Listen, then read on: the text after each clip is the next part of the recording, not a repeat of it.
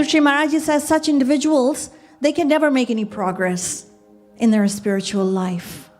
Only the one who has actually dedicated himself to a true divine guide can make spiritual headway, otherwise not.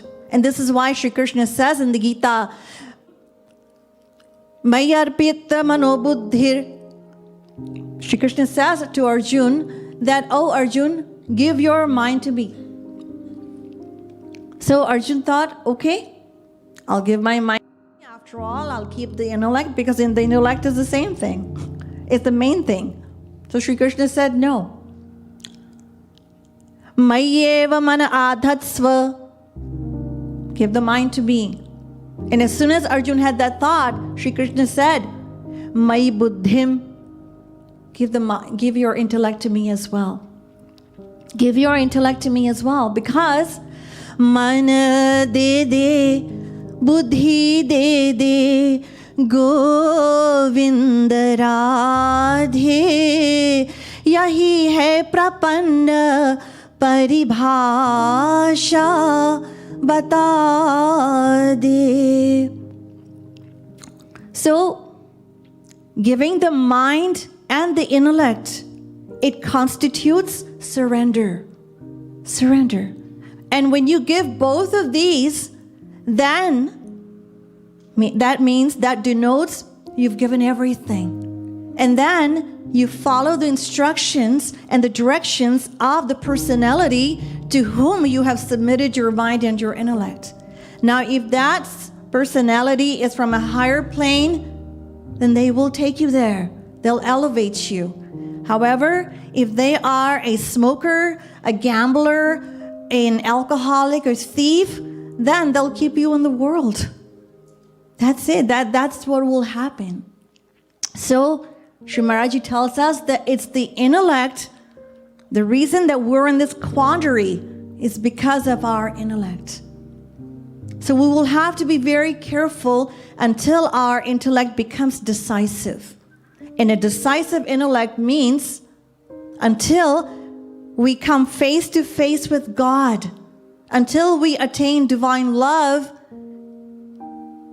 that is when our intellect becomes decisive.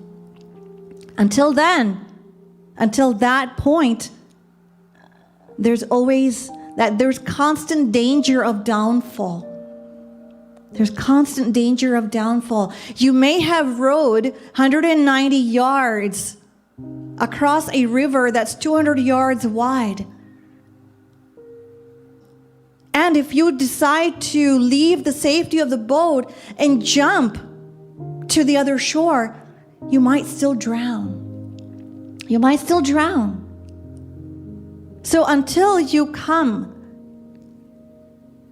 to the shore in the safety of the boat, never harbor such pride that you know it all. No, that's not how it should be. So it's the intellect. The Bhakti Rasamrit Sindhu says, Bhavopya bhava mayati Krishna preshtha paradhatah. Sri Maharaji tells us, as described in the Bhakti Rasamrit Sindhu, that there are people who have, devotees who have reached a high state in their devotion. They have reached Bhava Bhakti.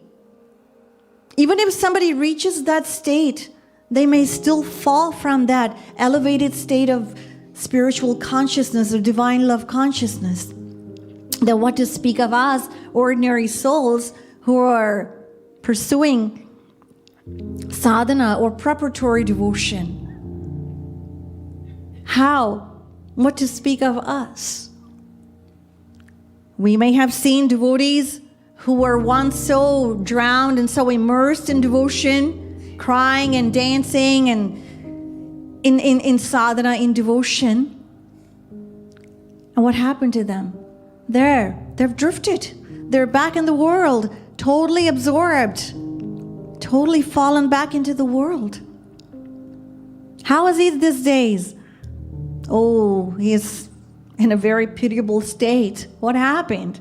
How did that happen? So Sri Maharaji tells us, just like a person, even a student, may have passed high school in first division, and then intermediate, second division, pursuing a bachelor's degree, third, and while pursuing a master's, what happened? Failed. What happened? This happens. This is not a new thing. It happens. Right?